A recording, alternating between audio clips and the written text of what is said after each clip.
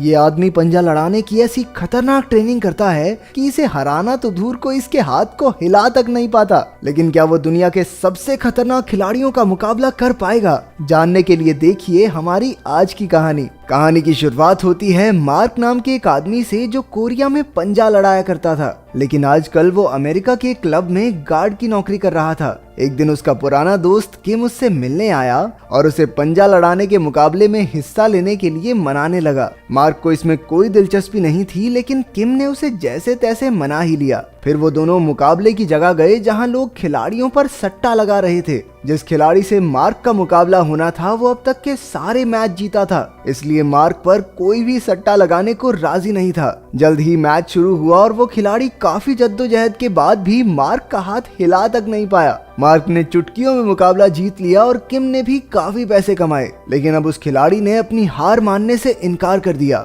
वो किम को मारने लगा, जिससे मार्क भी बीच में आ गया और वहां हंगामा हो गया। लड़ाई की वजह से उसे नौकरी से भी हाथ धोना पड़ा। फिर एक हफ्ते बाद उसे एक दुकान में सिक्योरिटी गार्ड की नौकरी मिली। उसकी आम सी जिंदगी चल रही थी, लेकिन कई बार उसे घर की काफी याद आती थी। फिर एक दिन उसे किम ने फोन करके कोरिया आने को कहा। वहाँ पर एक पंजा लड़ाने का मुकाबला हो रहा था, जिसके विजेता को विदेशों में खेलने का मौका मिलेगा। मार्क ने अपने पुराने मेडल्स को देखा और एक बार फिर अपने पुराने सपने को पूरा करने का फैसला किया। जब मार्क कोरिया पहुंचा तो किम उसे लेने आया और दोनों ने खाना खाते हुए काम की बात की। किम उसका एजेंट बनके उसका बिजनेस संभालना चाहता था। उसे मार्क पर पूरा भरोसा था। उसका प्लान था मार्क को खिलाड़ी बनाकर उस पर पैसे लगाकर सट्टे से माला माल हो जाने का। इसके बाद दोनों ने पूरा दिन शहर घूमा। रात को वो एक क्लब में गए, लेकिन मार्क तो वहाँ भी साइड में खड़ा होकर रखवाली करने लगा। फिर होटल लौटते हुए किम ने उससे पूछा कि क्या उसने कभी अपनी असली माँ को ढूंढने की कोशिश की है। असल में मार्क को बचपन में ही उसकी माँ ने एक अनाथ आश्रम में छोड़ दिया था। इस पर मार्क ने कहा,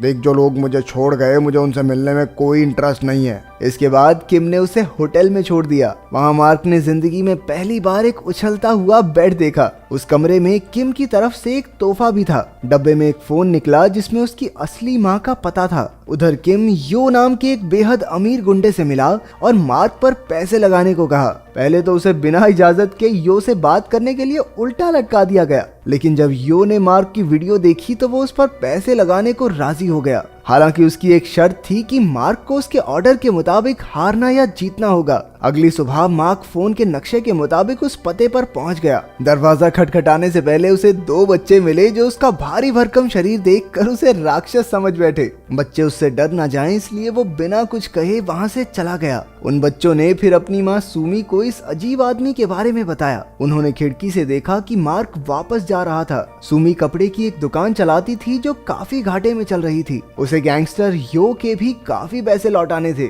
जो उसे बार बार परेशान करने पहुंच जाता था। उस दिन सुमी ने मार्क और यो को मॉल के क्लब में साथ जाते देखा। असल में किम मार्क को यो से मिलाने लाया था। वहीं हम अमीर बाप की एक बिगड़ी औलाद चैंग को भी देखते हैं। वो यो का साथी था और सट्टेबाजी में सबसे ज्यादा पैसे लगाता था। फिर मार्क ने एक हट्टे कट्टे आदमी को हराकर अपना हुनर दिखाया। इसी वजह से मार्क और किम को एक 5 स्टार होटल में आलीशान कमरा मिल गया। तभी किम को यो का मैसेज आया कि मार्क को कल पहले मैच में जीतना होगा, लेकिन दूसरे मैच में हारना होगा। अब किम को डर था कि मार्क इसके लिए मानेगा नहीं। वो दोनों खाना खाने गए तो किम ने उसे दूसरे मैच में हारने को कहा। हालांकि मार्क तो बिना किसी दिक्कत के मान गया। अगली सुबह सुमी बच्चों को स्कूल के लिए तैयार कर रही थी। उसके बेटे जो को डर था कि राक्षस फिर से आ जाएगा, लेकिन सुमी ने कहा कि शायद वो मार्क को जानती है। जब बच्चे चले गए तो उसने पुरानी तस्वीरें निकाल कर देखा कि मार्क की उसकी माँ के साथ एक तस्वीर थी। वहाँ बच्चों ने मार्क को बाहर देख लिया और जो ने तो उसे पुलिस बुलाने की धमकी भी दे दी।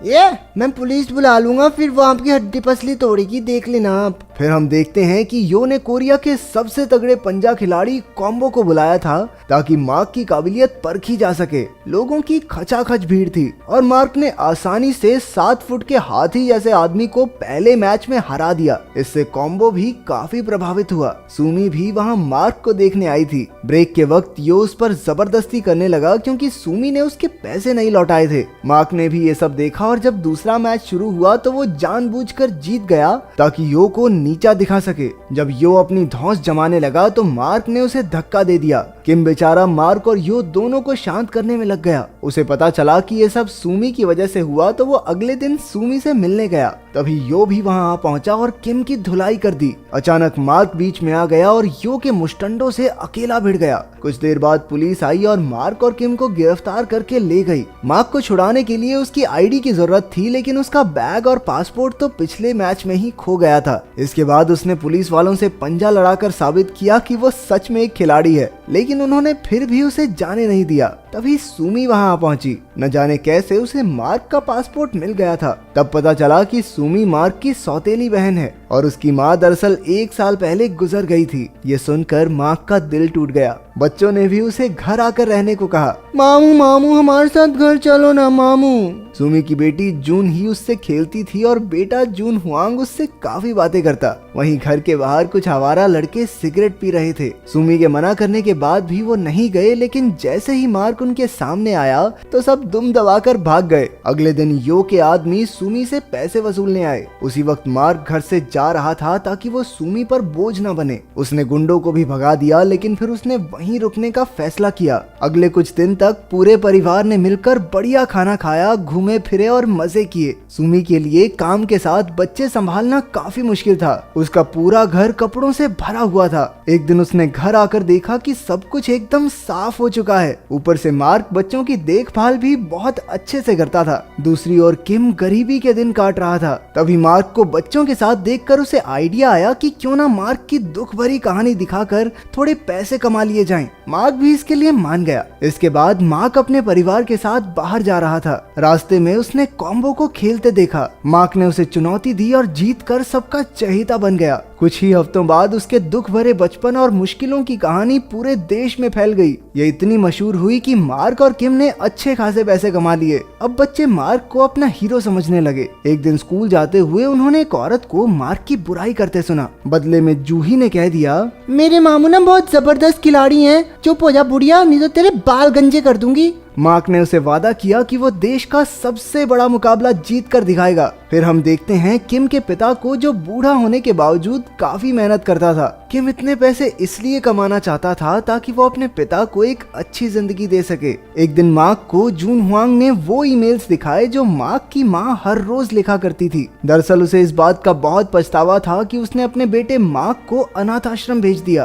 पूरी जिंदगी वो बेचारी ईमेल्स लिखती रही, लेकिन वो पता मार्क का था ही नहीं। उसने लिखा था कि जब मार्क उनके साथ था तो जिंदगी बेहद मुश्किल थी। उनके पास मार्क को खिलाने तक के पैसे नहीं थे और वो चाहती थी कि उसका बेटा एक अच्छी जिंदगी जिए, इसलिए उसने दिल पर पत्थर रखकर उसे अनाथ आश्रम भेज दिया। मरने से पहले भी उसकी आखिरी इच्छा यही थी कि मार्क से मिलकर उससे माफी मांग सके। मार्क को ये भी पता चला कि सूमी उसकी सौतेली बहन नहीं है। जब सूमी के माँ बाप मर गए तो मार्क की माँ ने उसे संभाला। ये खबर सुनकर मार्क दंग रह गया और उसे सूमी पर गुस्सा भी आया। कुछ दिन बाद वो सब उसकी माँ की कब्र पर जा रहे थे। रास्ते में मार्क ने सूमी को झूठ बोलने के लिए काफी बुरा भला कहा। उसने अब वापस अमेरिका जाने का फैसला कर लिया था। तभी किम ने उसे रोकने की कोशिश की, क्योंकि मुकाबले 1 हफ्ते में शुरू होने वाले थे। लेकिन मार्क ने उसे भी गुस्से में कह दिया, अरे ओ तू तो चुप हो जा, मेरे टैलेंट का इस्तेमाल करके बस पैसे कमाना चाहता है तू। उधर कॉम्बो जोरों शोरों से मुकाबले की तैयारी में लगा था।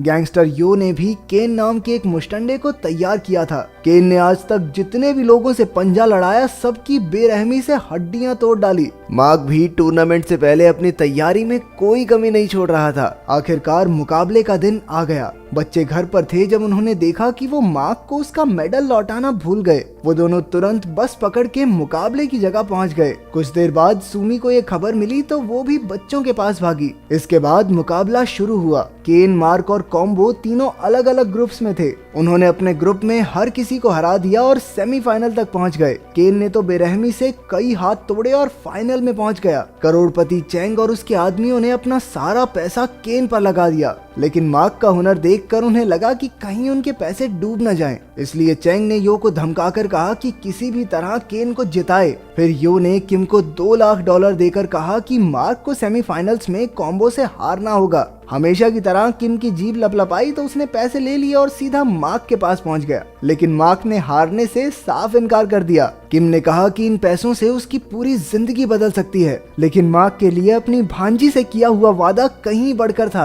आखिरकार उसने कॉम्बो से टक्कर का मुकाबला किया और जीत गया। वहीं ब्रेक के समय यो ने किम को पकड़कर उसकी हड्डियों को थोड़ा ब्रेक किया, लेकिन उन गुंडों को मार्क ने एक एक करके धूल चटा दी। अब किम ने भी पैसों का लालच छोड़ दिया और उसने मार्क को जी जान लगाकर जीतने का हौसला दिया। ना और ले पैसे। अब शुरू हुआ आखिरी मुकाबला, जिसे देखने के लिए सबकी सांस अटकी हुई थी। तभी केन ने चीटिंग की, जिससे मार्क का हाथ फिसल गया। उसने मार्क का अंगूठा काफी जोर से खींचकर उसे चोट पहुंचाने की कोशिश की। अब केन किसी भी पल जीतने ही वाला था कि मार्क की नजर अपने भांजे और भांजी पर पड़ी, जो उम्मीद भरी निगाहों से उसे देख रहे थे। अचानक बच्चों के मामा में नया जोश भर गया और उसने एक ही झटके में केन को हरा दिया। आखिरकार मार्क ने टीवी पर कहा कि वो अपनी माँ से बेहद प्यार करता है। उसकी जीत से वहाँ मौजूद हर इंसान की आंखों में आंसू थे। तो अगर तुम्हें मौका मिले तो तुम कौन से खेल के स्टार बनना चाहोगे? कमेंट्स में जरूर बताना। मिलते हैं अगली वीडियो में।